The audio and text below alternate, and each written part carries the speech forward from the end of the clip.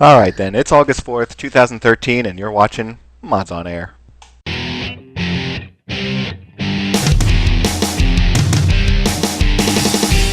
FPS, 3 RPGs, and 5 sim-type games. Yeah. I think you'd be able to come up with one here. I'm actually pulling this one hard. Ask all the people that need hacks to play Call of Duty. I can hear you groaning inwardly every time Sin's mentioned. You're just cringing. All right, we got episode 388 of Mods on Air right now, bringing you in the week in gaming news as modders, developers, and gamers ourselves. I am foyleman, and also on the show today we have with us Breesy. Hello, Breesy. Hello. Hello, and we also have Welshy. Hello, Welshy. Hello. Hey, Ham is with us. Hello, Ham. Hey. And Stryder. Hello, Stryder. Hey, everybody. Hey, so before we begin, let me remind you all that this show is recorded before a live audience. You can be a part of it, so you can discuss the stuff as we're discussing them. You see a chat window right over there. And for the topics we discuss, you might see some relevant URLs into the chat window. But URLs from people other than us, I wouldn't be clicking on them. Finally, those of you who haven't heard the show before, expects explicit language and adult themes because that happens here on this show. Fuck yeah. Yeah, so all right. I'd like to say that this was a big week, but I can't say it is unless Ham decides to make a change on that, because it is Quake-Con week, and there isn't a lot coming out of it. No, there isn't a lot. No, I did not attend this year. It was tragic, but I did host what I think might become an annual thing here. I hosted my own little fake con and put up little decorations and made a little wallpaper. Careful, you get sued. Yeah.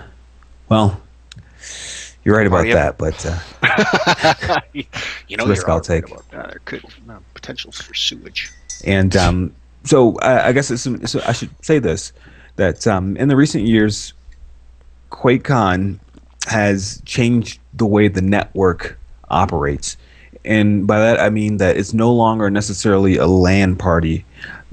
There's an internet connection that everybody has, and people can pretty much go out on the net and sort of just pretty much make a standard internet game and sort of connect that way. So that has its benefits and detriments. It used to be really nice to be able to sort of be in the front of the convention area and sort of talk trash with somebody in the very back of the convention area. That's no longer possible now, not in the sense that it used to be.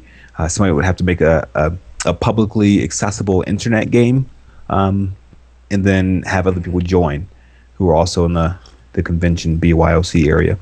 So as a result... That's odd. Yeah, it's very odd. It almost defeats the purpose of bringing your computer to the event. Right. It sort of worked out for me because thankfully I was actually able to play games of Quake with people at the event from home.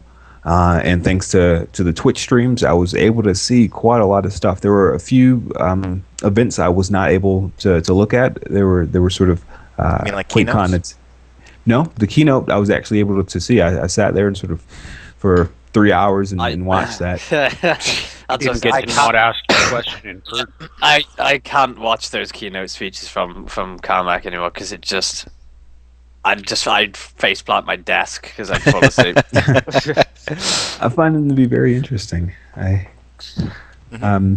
should say, I am. In the keynote this year, I guess there are a few takeaways. One is that he compared the next-gen consoles. He said the PlayStation 4 and the Xbox One, pretty much in terms of specs and power and performance, what you're going to see is equivalent systems for the most part. And that they're pretty powerful, and they're going to have legs and to run for a long time.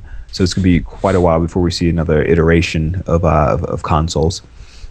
He predicted that we may not see another iteration of consoles in the same way that we expect them or have expected them since this point, whatever that means.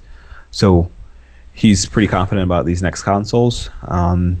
He addressed some rendering issues graphically and basically sort of made an emphasis and a push towards physically based rendering. That is to say that to evolve graphics beyond where they are currently, we're going to need to look at recreating materials with material properties that sort of reflect real world things. So Wait, what?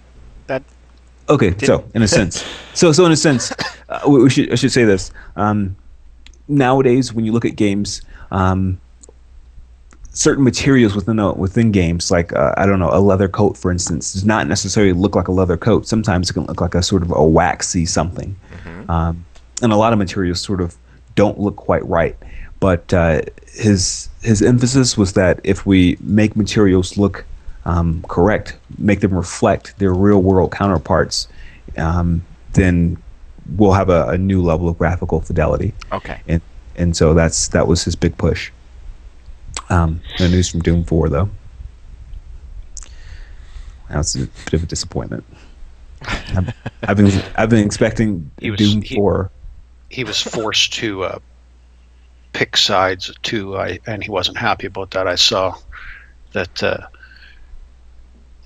he was really pushed to say which is better, Intel or AMD, and Nvidia or AMD, and he really didn't want to pick sides, but he said currently he is happier with the the Nvidia and the Intel chipset. Mm-hmm. Yeah. Agreed. As is everybody. And his statement, oddly enough, was because AMD experiences driver issues far too often. Right.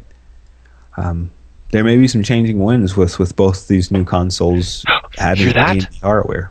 It's the winds of change. Whoosh. Which funnily smells like the previous winds of change. They all stink, yes.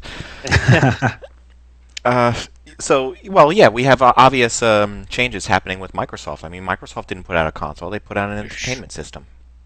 So they are changing already. Yeah. And the NSA is not going to allow you to just play a game anymore. They have to spy on you playing the game. They got to make sure you're not beating their high scores. That's what it is. That's where lag comes from. Seeing you on purpose. Throw him off. That son of a bitch is going to beat my high score. No, he isn't. Bunch of fucking 12-year-olds sitting there with a button. Fuck him. It does always come at that time that makes you think that might be true.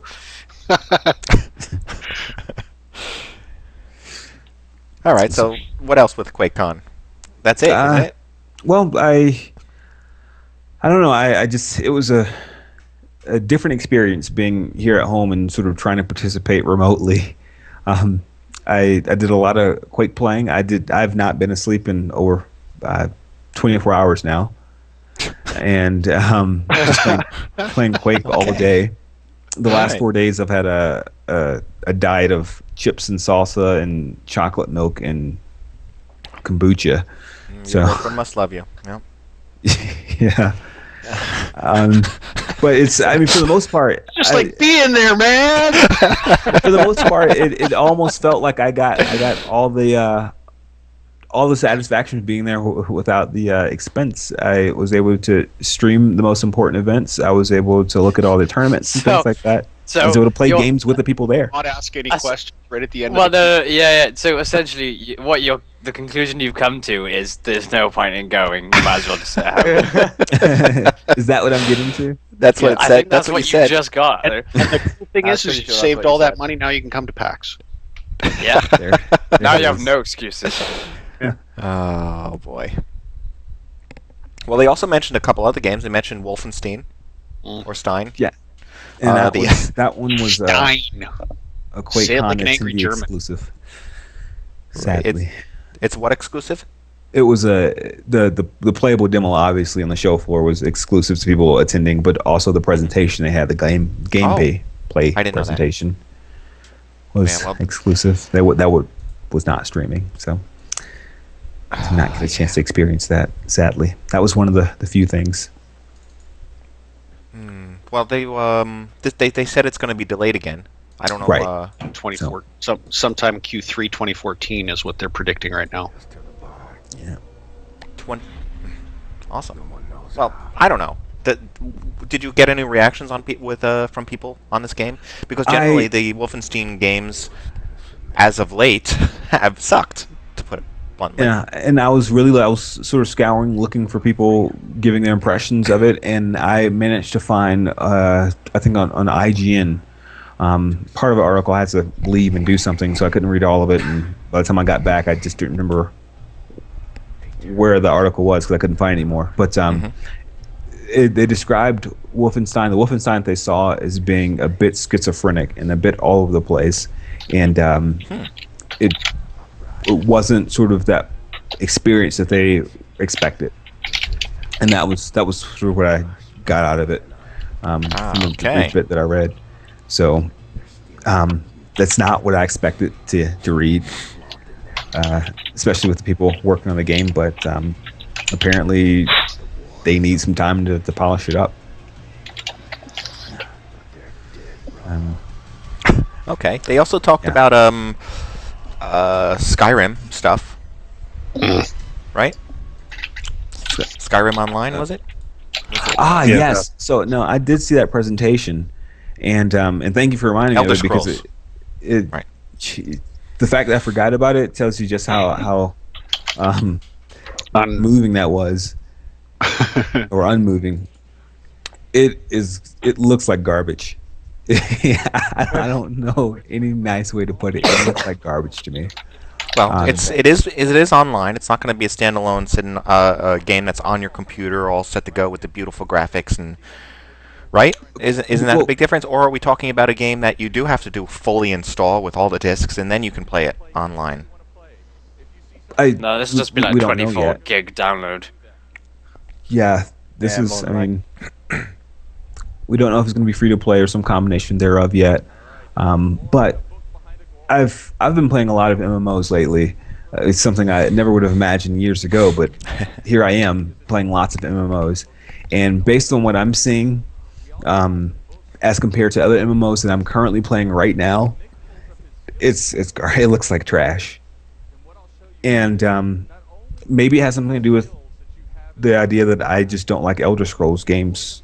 I have not had positive experiences with Morrowind, Oblivion. I've not played Skyrim, but either of the Fallout games either. Those have just not been my cup of tea. And I know this shares some similarities, at least visually, with the Elder Scrolls series. I know the UI looks very reminiscent of Skyrim. The UI is the same across all of those games, virtually. Okay. Yeah. I just was not digging it, and I guess I should say that what I didn't necessarily like that I saw was that it almost felt as if it just sort of lacked soul or personality. There was nothing unique about it. You can go into a first-person mode. You can sort of shoot things in a way that still sort of feels like, I don't know. It's just there's nothing compelling about it. Nothing compelling. And that's a problem. Yeah. I know what you mean. It just seems like the same game, maybe even not as good as the same game because, I don't know, as time goes on, you expect it to increase in fidelity, and it seems to have decreased almost. Yeah. And it doesn't even necessarily have to look great. It doesn't have to wow me visually, but I expect some sort of cohesiveness that makes me say, that looks fun. That looks fun, and I'd like to try it out. And I didn't see that at all. I'm watching the video, and it's just kind of... Yeah. Yeah, it's a shame, because I quite like the standalone games. I love Skyrim, but I don't think I'm going to pick this up. Yeah, I mean, if it's free to play, I'm definitely going to try it out. I did sign up for the little beta. I want to give it a chance. You know, I don't think helped is the video that they're showing is all at night. Yeah, you can't really see much, right? Yeah, I think that's That's a bad idea for a presentation demo, I know. Because You're right about that. it plays a lot like Skyrim. Like he's sneak in there, now he's not sneaking. So it looks. And Very see, similar to Skyrim. that's the thing. So maybe for people who are fans of Skyrim, it's going to be fine. It's going to be good. But then again, I didn't like I didn't like the Elder Scrolls games that I've played, so that could be an issue right there. I saw a lot of people commenting that all the enemies that get targeted sort of have this red glow around them, and that it's not really. Yeah, it's not that great. Later on in the presentation, makes you feel more like you're in a game than you do living vicariously through something. You know, it takes you in. You know, it pulls you out of the virtual story. Even the people sitting around playing this during the presentation look bored. Well, it's so during the first part of the presentation, there's lots of cheering and stuff for certain things, and then after that, it just kind of peters out, and it's like the crowd's not responding anymore. And it looks like maybe you just fast forwarded a bit. I did, hoping that there was some daylight.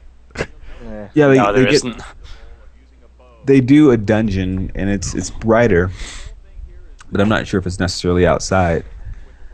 It would have to be free to play to get me interested, because otherwise, why would I not just go play Guild Wars, which is definitely the best MMO I've played. And that after the presentation was done, I'm sort of the stream is over, and I'm thinking to myself, they would have to either make this game sort of a buy once and support it with an in-game store, sort of like Guild Wars, or start off free to play, because I don't see anybody wanting to support this with a subscription. I don't. No. Not based on what I've seen so far. No. Wasn't that the whole point of it? Was supposed to be free and free to play? I don't know, because I don't think we've heard anything definitive yet. Right. Mm. See, I'm with Stryder. I think that's what they were intending, but it hasn't been stated for sure. Yeah. So I do want to give it a chance. I don't want to write it off just yet. It's just that I've got to say it again. I'm not compelled by anything I've seen so far. I would have rather seen them do a new Elder Scrolls game, like Skyrim, but just a newer version. Because I still play Skyrim. Mod support for it is crazy. I downloaded loads of mods for it. I'm still loving the game. So I could do with just a different setting now, and I'd be happy. From what I'm finding, the word on the interweb is that it is actually going to be a subscription. The word on the internet is that it's going to contain a subscription model. Okay. Maybe subscription optional. Not even no. What I'm reading here is will hardly use a free-to-play model. Huh. Because this is them kind of saying guessing, and it's a source told us that yes. I take that with subscription models never work anymore. No, Star Wars proves that. The days of a subscription model being feasible are well past. That was the golden age of MMOs, as it were, and everybody is trying to replicate the income generated by WoW, and it's not going to happen. That model isn't feasible in today's market. Even WoW, I think those are the two that are going to remain, if even WoW. But coming out today, you've got to have some sort of model where people can play your game and play it well without having to spend anything. But then you've had these games that were subscription based that have gone free to play, and they maintain some sort of optional subscription package. You take a look at the Old Republic and the way that they did that, and they actually just destroyed the game by doing that, because you had a game that was semi okay, though the subscription was far too much for what you got out of it. And then they said, okay, we're losing our fan base, our subscription base, and people aren't playing it, so they're losing their player base essentially. So we're going to make it free to play to a certain degree. We're not going to give them the full game. We're going to give them a crippled version, which unfortunately does absolutely nothing to, make you want to play the game. They tied your hands. They made it so you couldn't actually do anything in game. You could only progress so far. It was. I think it was ridiculous. They've got it to the point. The last thing I read was they'd got it to the point where now there's 3 tiers of player. There's the free to play option, which you get, I believe, the entire story, but yeah, it is restricted. So you can only get like a certain amount of things. You can only have a certain amount of crafting skills. You can only have 2 or 3 or something like that. The middle tier is what they've introduced as like in-game currency, kind of like the gem store, I think, in Guild Wars, where you pay real money for these coins that you can then spend to buy like temporary upgrades, or you can spend it to get you like 4th or 3rd crafting skill or something like that. And then there is the subscription where you just get everything. I don't really know how that's working out. I imagine they're still struggling because you're just getting like hundreds of. I imagine it's very laggy as well. I mean, I don't mind the sort of gem system that Guild Wars has got going on, and I don't mind throwing some money at that now and again if it's something I want, like the keys or whatever. That's fine. If the game's good enough for me to play it, I'll give it a bit of money now and again. But I'd never buy a subscription one again. I can't say never. It'd have to be something really good. Yeah. It'd have to have naked ladies in it. I don't want to jump topics, but I think there's some news we're going to discuss. Yeah. A little bit later. Jump it. So during Quake-Con, Sony held their own little event, Sony Online Entertainment, and they discussed and debuted Neverwinter Next. And that was a presentation that after I saw that, I sort of, in my head, toyed around with the idea. EverQuest Next. You said Neverwinter. Did I say Neverwinter? Yeah. I'm sorry. EverQuest, yes. Okay. I was screwed up. EverQuest. Yes. EverQuest Next looks great, looks ambitious, and if they pull everything off that they claim they're putting in, I might subscribe to that at least briefly to check it out. Really? If it's not free, yeah. I was impressed with their approach.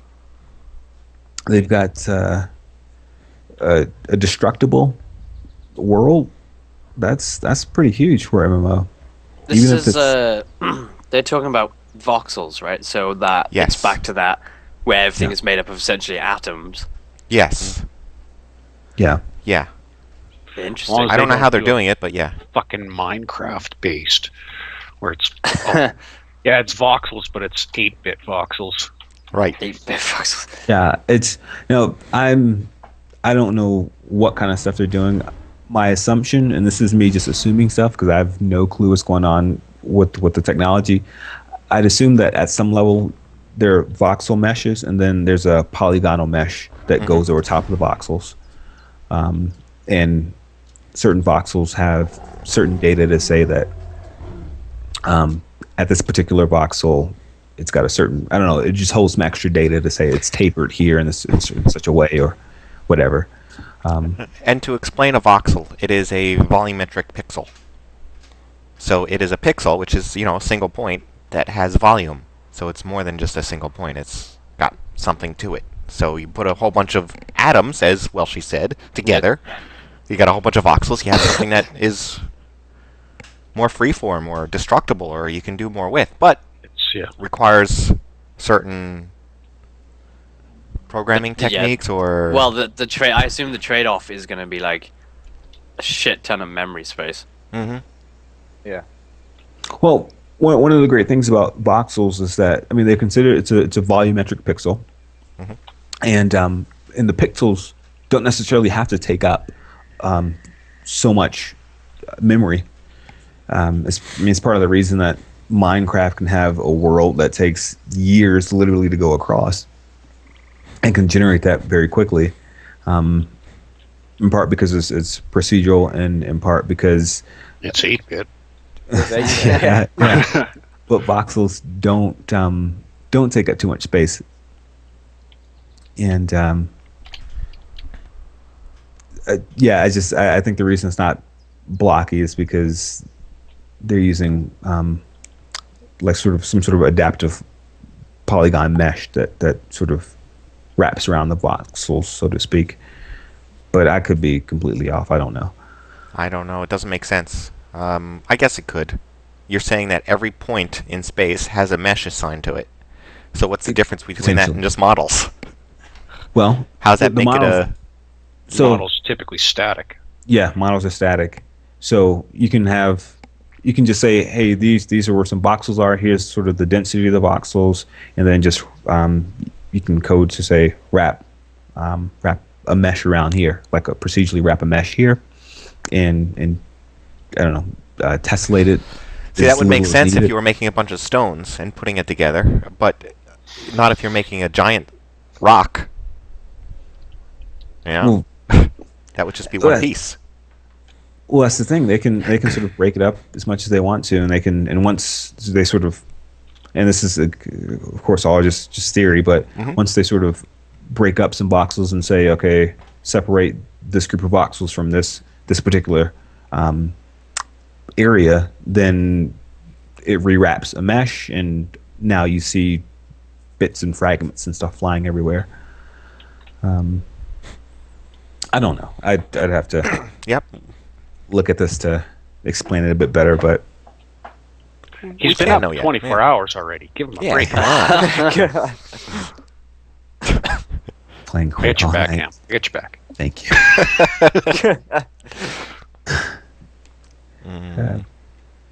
Well, then we just need to include this with the Oculus, right? The Oculus Rift. That's going to be the next thing with all these games, which I'm not interested in.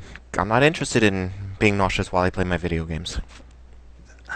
Did any of you see that post on Twitter about the Rift? I can't remember who it was. Which one? And I retweeted it.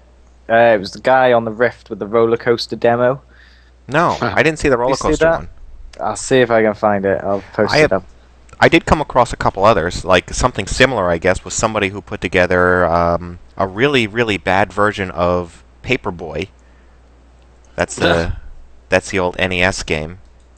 I think it came... I don't know what it originally came out for, NES or what it was, but unfortunately, I gotta say it's pretty bad.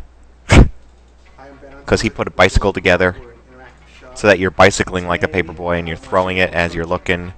Oh gosh. But what I don't understand... But this guy's obviously not a game developer, because if you look at the game... Yeah, this would be good for the arcade, Morphus.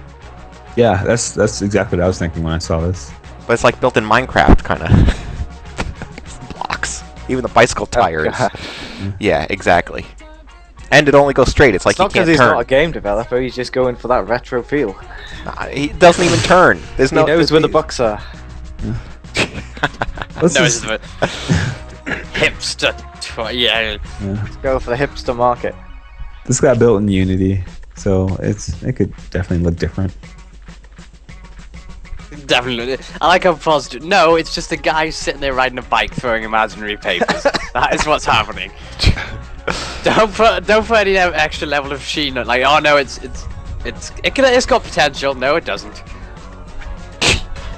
It's a guy riding a bike in an office throwing imaginary papers.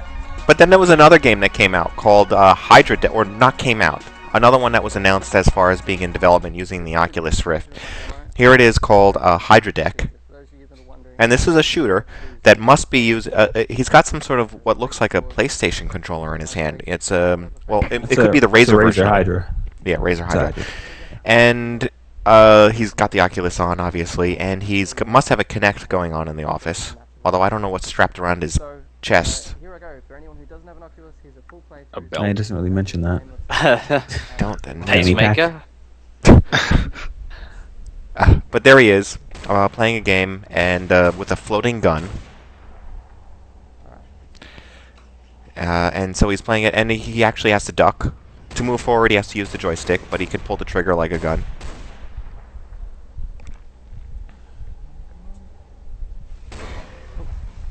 Oh, that's just the like source level they give you with the UDK. Hmm.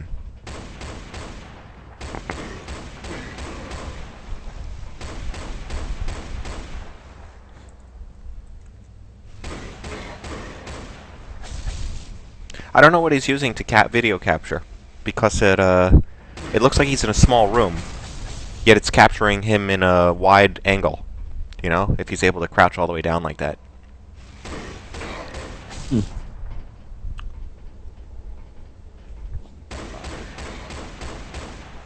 Maybe somebody's actually holding a camcorder.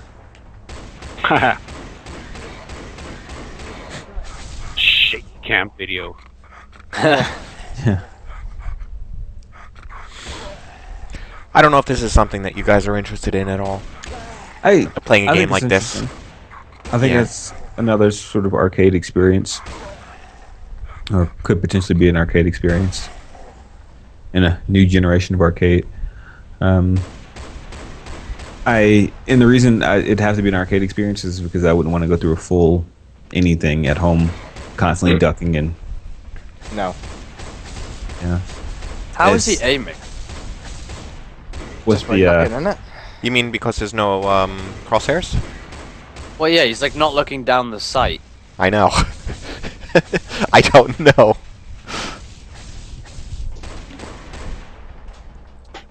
Well, he's got unlimited ammo is what he's got. Yes, I noticed that he does have unlimited ammo. But the Hydra controller, I mean, it has some motion sensing in it, and he can. Yeah, I see that he's moving. You know, that controller is moving the same as the weapon. I can see that. Yep. But just how is he aiming down it? Because he's just holding it. Well, like not so much when he's crouching down, but when he's standing up, he's just holding it in front of him, and the. Oh. I think I just saw it. If I move this back just a little bit, and when he goes over to the right side, when he comes back, it almost looks like there's a laser pointer. Yeah, there's like a red frame. Yeah. Okay, that makes a bit more sense. Because like, if I was playing this, I'd want to be able to aim down the sight. Right. Exactly. That's what I was thinking. Now he moves over to the right, and I thought I saw like a line coming straight out of the gun in the clearer area. All right. Yep. It's really hard to catch.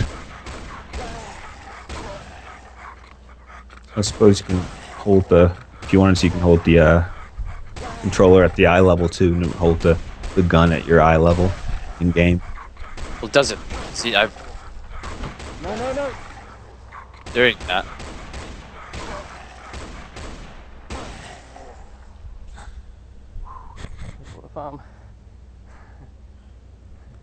Yeah, I mean, I'd totally play something like this in an arcade. You know, if I die in 5 minutes, one of those really quick arcade experiences.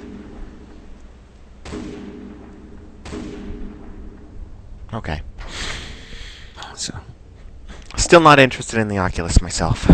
No, no, it's just not doing it for you. No. But you know, some of the other things that they said here. I guess I wanted to mention that he's saying how everything's changing in the future, how all the consoles are changing. It's becoming a new model and everything. I did get my hands on the Chromecast device. I don't know if anybody saw that in the news. Saw some stuff on that. Did you buy one or? Yes, I did. Yes, I did. $35. $35 plus 3 months free for my Netflix. So There's two things I read about that. One was that a blazing review saying it was excellent value for the dollar, and the other one was a hacker that tore it apart and said there's so many vulnerabilities in it, and he's sent all the vulnerabilities on to say, you know, like he's a white collar hacker, I guess you'd call him, or a white paper hacker. I don't know what. He's not an evil hacker. Sure. There's no so evil that it's the fruit of the devil. No, but two things that he said was that it was so full of compromising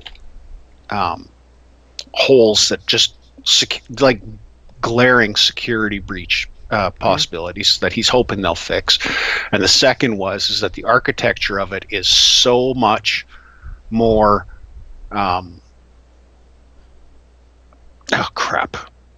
it's so much more Android than it is. Yes, it is. That it is Chrome. And he said it's unfortunate that Google didn't do more.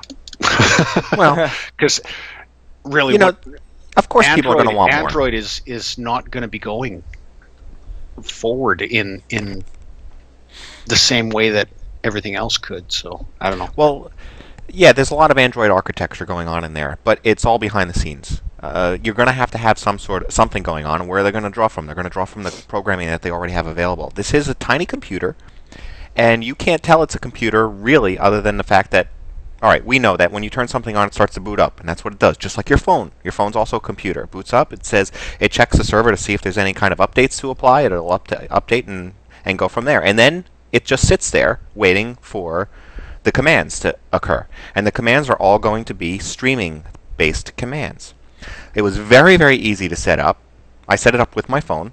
I didn't even have to jump over to the computer to get it running. It it connected to my Wi-Fi network, and I was able to do two things. Two of the three things that you're able to do with it right now. That is the only limiting problem. Okay. The only so problem this is very much like the Raspberry Pi then? Yeah, I guess so. If you did that. Yeah. In this case, what you're going to be able to do is you're going to be able to use Netflix right out of the box. I tried it from my phone, and it worked seamlessly. It was beautiful. I go to my phone, I select, okay, go to my Chromecast and start playing, and my phone becomes a remote control, and I'm watching this on the TV. The other thing that you can do is do this, something similar with YouTube. And you're also supposed to, which I haven't tried, is use your Chrome browser from your computer to stream stuff. And that's all you can do with it right now. You can't do anything else. Now, but there's an ecosystem coming. Yes, developed, supposed to be. Yeah. But that said, with all of the stuff that's hitting the news these days about the NSA and being able to remotely access all Android devices and control Android devices remotely, why would I want that? Why would I want that now plugged into my home? Because you're an exhibitionist? I don't know. It's just I don't think that we need to force like what is the benefit of it? There is no immediate benefit. There is, other than you're getting Netflix, but you've got right now, on probably 5 different devices. Mm-hmm. Well, so just because you can use your phone as a remote, now it sounds like a gadget that isn't really a necessity or a even a viable gadget, because it's combining two things to do something that one thing already does. Google does that. They put out things that you could probably get away with using something else, and they hope that it expands and grows into something, but they tend not to grow it on their own, which is a shame. What I see here right now is it is a cheap device. It got my Netflix more easily over to a TV that didn't have it already built into the TV, because it's just a TV that sits off by itself. And the potential that I see with it, again, I'm looking at potentials that aren't already there, is that people can take the API from Google and incorporate it into their phone game. I know, it's a phone game. But what we're doing is we're creating our own Google's Wii U. You can now include this into your game, make your game so that it stream the game to the TV, and use your remote control right here. Even then, people didn't play the Wii U. So I know. Why would we want another one? I know. I don't want a Wii U. I didn't buy one, but I'm just saying that the potential is there. Here's the potential I see that I'm excited for, that I want somebody to bring into reality. It's you've got the NVIDIA Shield, which is supposed to sort of stream your PC games to your television, and that costs like $300. And you need an NVIDIA class, a 600 series, 650 or above GTX. With something like this, if it could be like a Steam app or something, or some sort of I don't know, just relay where you can have whatever's happening on your desktop be streamed over your local network to the TV. That's a $35 Steam box. That's your Steam box right there. Plug it into the HDMI port of the TV or a USB port. You're right. This would go well with big picture mode. Yeah, that's what I'm waiting for. Again, I've got, like, my TV has built-in Bluetooth. I can Bluetooth stream video and audio from my computer. I can sit on my couch and play Left 4 Dead 2 if I want with a controller based on Bluetooth from my computer to my TV. I'm getting big picture mode without buying another gadget. I can't. I got a pretty new TV, but not like that. My PC monitor is a TV. And that's the other thing. Yeah. If I wanted to move over to the couch, but I'm pretty comfortable with my setup here. I'm sitting in front of 3 monitors, whatever. I just don't. Well, I guess I should emphasize something that I don't think I've told you all. Since I didn't go to Quake-Con this year, the PC that I normally sort of keep in the closet up until it's time to sort of pack it up and reinstall Windows. Yeah, it's my Quake-Con PC is what I usually call it. It's got like a solid state hard drive in there, just hardly any moving parts, and the idea was that it could more easily survive a plane trip. And so I've taken that out. I put that in the living room, and I said, okay, I'm going to make this my Steam box, and see if I can get that sort of ideal experience going. And it's got Steam installed, the big picture mode. I've got an Xbox controller that I try to use to sort of navigate everything. And the experience right now is not great. And part of that is because I don't have a wireless keyboard. I don't have a wireless trackpad, which I think would go very well with that. So I'm sort of either I've got to walk up to the PC and use the mouse and keyboard underneath the TV stand, or I can sort of, if I'm just playing games, I can use the Xbox controller. But even then, it's got these weird sort of issues. I can see the significance of a Steam box, but if I can just opt to not build a Steam box and instead just plug something in and leave my computer where it is, my current more powerful PC, it's like that would make perfect. It fly. Yeah. I think you're right. So and if it's streaming over a local network, then I mean there'd be hardly any latency, hopefully.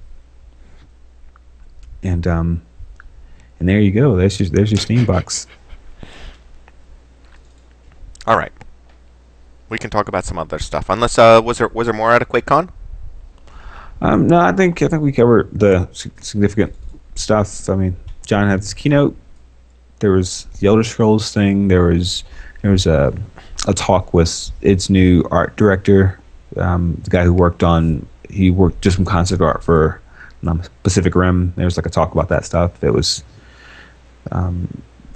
the title of the talk was From the Sketchbook to the Big Screen, and you thought it was going to be about the process of sort of getting concepts onto the big screen, but instead it was like a review of this guy's portfolio. And he's like, "Yeah, I made this for Pacific Rim, and that was pretty cool." And we iterated, and it was cool to see it on the screen. They included even this detail.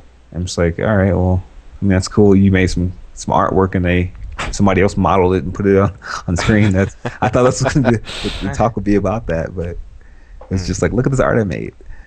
Look at this picture. Yeah, I mean, afterwards, go look at the presentation. Go to like Twitch/Bethesda. You can look at the presentation. I mean, it's pretty much what it was. Look at that artwork I made. On the other side of the spectrum, we have Cliff Bleszinski teasing a sneak peek at his next project.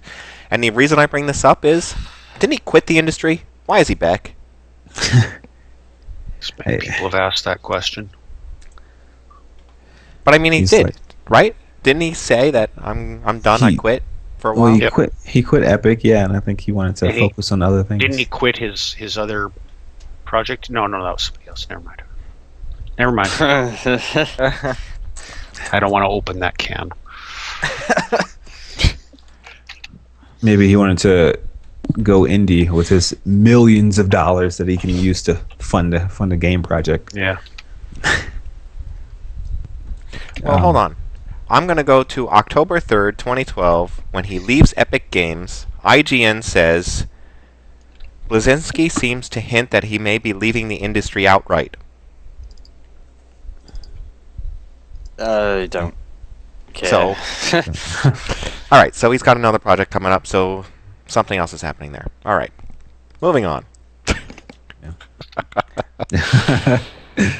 That's how much we care about Cliff. Yeah, pretty much, yeah. All right, I know.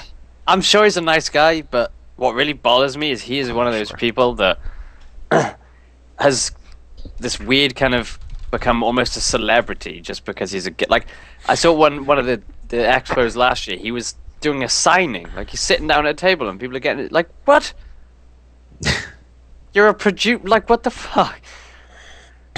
It makes just no. It really is hard to see sort of how his role translates to something different in a game. Like how would the game have been if he were not there? Right. And it's hard to really understand that. Whereas if you go to a comic book convention and you see the artist who's actually drawing the comic panels, it's like, well, there wouldn't be a comic without that guy. Let me get my stuff signed by him, or the writer or something. It just made no sense to me. It's like, well, no, really. Then shouldn't the programmers and the artists be out there? You know, give them something to be like, oh yeah, we made these games, and well, programmers don't really go outside, but yeah. Where you at now?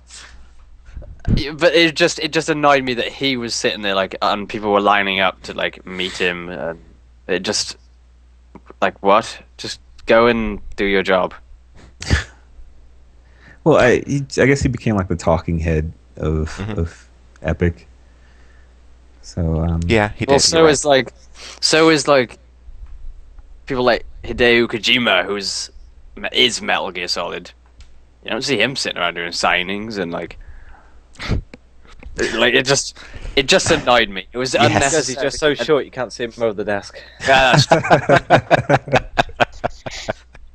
And plus, would you leave a man that thought up the weirdness of Metal Gear Solid alone in a room with people? Because I wouldn't. Wouldn't leave you in a room with people. No, I'm not allowed to be in a room alone. And it just bothered me. It was something that wasn't necessary and was very kind of self-indulgent, I think. Mm-hmm. Yes, there you go. Self-indulgent. That's a good one. That's the term, yeah. Cliff. Yeah, okay. Batman, Arkham Origins with a multiplayer video going on. Was there any gameplay in here? Yeah, there is. Yeah. Why? It looks just like the other Batmans. This really grinded my gears when I saw this. Mine too. Not because it looks like the other games. Well, that bugs me a little bit, but more the fact that why does everything have to have multiplayer? Yeah, this. So I read this, and I'm like, this. Nobody asked for this. Nobody that liked the previous two games asked for this. See, we're doing it all wrong. We need to start asking for things like this so they won't do it. Yes. We need to start psychology. Yeah, we'll start doing petitions, right? Where we'll do we don't ever make Half-Life 3, right? We'll do a petition like that. And Valve still won't pay attention. I'd still know what I'm doing now. So this is some sort of asymmetric 3 versus 2 gameplay. Don't know too much more than that. It's just part of a 3-person team is like a Joker gang. Part of a 3-person team is a Bane gang, and then the other 2 are Batman and Robin. And I think it might be some sort of capture and hold type thing. It's sort of weird, and of course this silliness could only come from Splash Damage, makers of the famous Brink, which did so well. You know what I found really interesting with this game is they basically said in one interview that they're not changing anything. They've just essentially taken the prior game, copy and paste it over, and changed some skins, and then they are adding stuff to it. So they're not even like, they are quite literally just taking the prior engine, the prior game, like everything, and just adding things to it. Things that nobody asked for, that nobody really thought, yeah, that'd be really good. They're just adding stuff that... Of course, there's the third in the series. That's all you do now. If you've got more than one game, you just copy and paste it over. Yeah.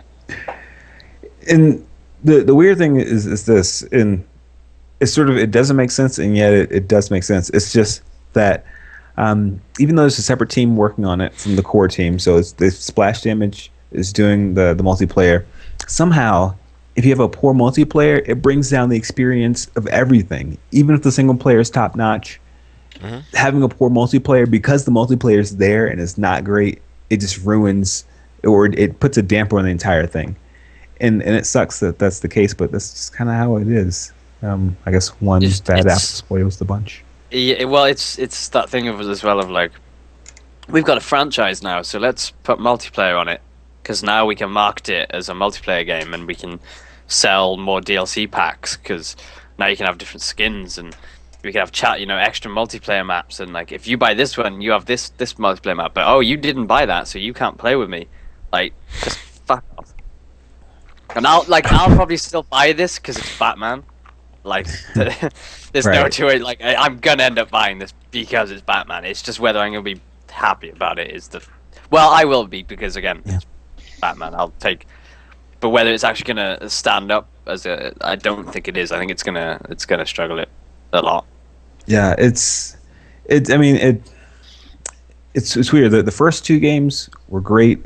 This one, it just seems sort of iffy. Rocksteady is not there for the core game. They're adding multiplayer that nobody really asked for, from Splash Damage of all people, who they've not been doing too great lately in terms of their releases. And I don't know what to make of it. Again, yes, it is a Batman game. I'm gonna get it because it's Batman. Because it's Batman. It's just it's whether. But, you make a great point. It's going to be an excuse to charge for DLC and skins and all this other stuff. And see, I wonder if actually the reason that Rocksteady is not doing this is because they said no. Because for people that have played Arkham City, if you think of the ending of that, I won't spoil it, but the ending of that is kind of a shutdown point essentially for future stories. It kind of ties everything together and closes it off. So you can't make any more sequels essentially. And I just wonder if one of us was like, hey, let's do another one, and they kind of went, no, why? And now suddenly it's like it got moved over to a new studio. Yeah. I don't know. It's weird because I'm less excited now. I'm less excited after hearing this news, which is odd. Isn't that odd? Yeah. That like you hear about additional features and then you're like, oh. Yeah. You know what I think it is? Yeah, but you know what I think it is? It's because it only seems to happen to me when it's a multiplayer component. Like if there's a single player game I really like and then they go, oh hey, we got multiplayer now. It's like, and I think it's because the fear is that they will spend more time developing the multiplayer than they will. It kind of automatically says to you, okay, the single player is going to lack in certain places now because they're having to deviate resources to developing this. I suppose if they've got a different studio doing it, even though it is Splash Damage. But then you're probably going to end up with the weirdness that was Battlefield. Was it Bad Company? Where you had two different... Medal of Honor, sorry. Yeah. Right. Where you have like two different engines running the two different... like. Yeah, and It could be that they just aren't confident enough in what they have for the non-multiplayer part, so they had to add something. Possibly, yeah. Like they feel that they're not, because it looks visually and like in terms of animations, and it looks identical. Like it looks exactly. I don't think they've animated anything. yeah. Well, the same thing happens with movies. Anytime you see it advertised with a McDonald's glass. You know, it's it's something else now. I don't want to do it. It was good before that. It's weird. It's weird to be at this point where I'm less excited now. I know it is. It's a weird kind of change in the way we think about games, because it's it's like, oh, we've got an extra feature, and like maybe even as close as like 5 years ago we'd have been like, awesome, more stuff. I get more stuff for my money, and then now it's like, oh. Yeah, but again, I'm just so generally surprised. skepticism. Yeah, maybe. Exactly. I'm surprised you're actually looking forward to a game, because I haven't been excited about a game in a long time. Oh, I'm really not looking forward to this. It's not like the previous one, Arkham City. I remember being like, yeah, this, I can't wait for this to come out, and I purposely waited like an extra couple of months for the PC version. This one, I'm really just, what? Okay. Steam sale. Yeah. Well, for instance, what did you just pick up, Breesy, to play as a game? Oh, for Nazi zombie. What is that thing called? Sniper Elite, It's got a Nazi fucking Zombie stupid Army. name. Yeah. That's the one. Yeah. Because that was nice and cheap, and I like cheap nowadays. Exactly. It's I'm cheap recessing and into Morphus. cheap thrills. Although it is a little bit more expensive now that it's not on sale. It's $15. Yeah. I bought the Sniper Elite game on sale, but I don't think I bought the zombie DLC. The way I would describe it is, when you've just got a little bit of extra cash in your pocket and you walk into somewhere like, I don't know, Walmart or somewhere like that, and they've got that bargain bucket of movies that are going to be terrible, but when you watch them, you're going to think they're awesome. That's exactly what this is. It's kind of that thing of like, you see it and you're like, yeah, I'll just go and get really drunk first, and then Yeah. Yep. then it won't matter. It's like Great analogy. Sharknado of the game world. You know what you're getting into. Yeah. Mm-hmm. Folks, you all need to see that if you have not. Sharknado. I still haven't. But it's got slow-mo, and everyone loves slow-mo. Right. Bullet time. You can call it almost. Yeah, I was gonna say, because it's 1999 again. Yep. It's alright, I've enjoyed it. I haven't played a lot of it, but it's been fun so far. I'm just playing all the old games I've got installed. Just so many. I've been Where are playing. you finding time to play games? Like that's Me? That's my problem right now. I've got nothing but time. Nothing but time. I Good job, started. you fucking bum. I started playing BioShock Infinite. It's good enough. One thing that bugs me is, and now there's people go, what? He's got some sort of complaint about like, because I hear it's insane, but it's the level design in it. Yeah. Two reasons. One, everything looks the same to me. Like once you get out, like the opening bit is very like, whoa, you got this huge city, floating city, and it's very pretty, and it's like, whoa, and then after about 2 or 3 hours, it's kind of just like everything looks the same now. I have the criticism about BioShock. The other thing is I keep seeing points where like models interject with like solid walls. So like there's a bit where you have to pull a lever and there's like a rail car kind of thing above you, and it moves the crates along so you can jump on them. And I pull the lever and stand there and watch, and the crates are just coming out of the wall, like physically. I'm just like, oh god. It happens. It's seen it happen a lot. Like it's just, and there was another bit where I walked. And one of the things about the BioShock games is that they kind of, they encourage you to explore a little bit, because there's like little audio logs you can pick up. This like gives you backstory. There's collectibles in the game, kind of thing, right? Mm-hmm. So I'm off the beaten path, as it were, and I'm down. And there's pillars like this, and there's say 4 of them that go along like this, and then the very end one intersects with a wall like this. So you got your L shape, your right angled wall, and there's a pillar half and half in between it, as in. Nobody bothered to either figure out a better way to put that, or they just stuck a model there to continue the pattern and then put it. It would just look like, really, guys? It's designed for the console and the draw distance. You wouldn't notice it with the You wouldn't console notice, draw I know. distance. And then there's the other thing of they now have in it. You can press the N key, and it draws a line on the floor telling you where to go. Oh, nice. Which, alright, don't have to press the N key, but I kind of can't help it because I know it's there. It's like what I use it for though is I press the N key to see where I'm meant to go and then go the opposite way. You can finish in record time with the N key. Well, yeah. Apparently it's just quite literally. And there was a bit right at the start where something happened, and I stood there for maybe 20 seconds, just kind of looking around. And I get the voice prompt of the guy going, "Hey, over here." Oh, I hate that. Like to their credit, that's the only time it's happened. Apart from another slight bit where a guy was holding out a piece of paper to me, as in, come here and press F to take it, which is annoying to begin with. And I'm looking just around the area to see if there's anything. So he's at the kind of the back of the room, and I'm over here and I get a prompt in my face on the screen that says, "Take the paper from this guy." It's like, really? I know this. I'm not lost. I'm just having a look around. Oh, I want to make sure I understand this correctly. There's a key that you can press, and it'll show you where to go. Mm-hmm. Yes, it draws a green line. It doesn't.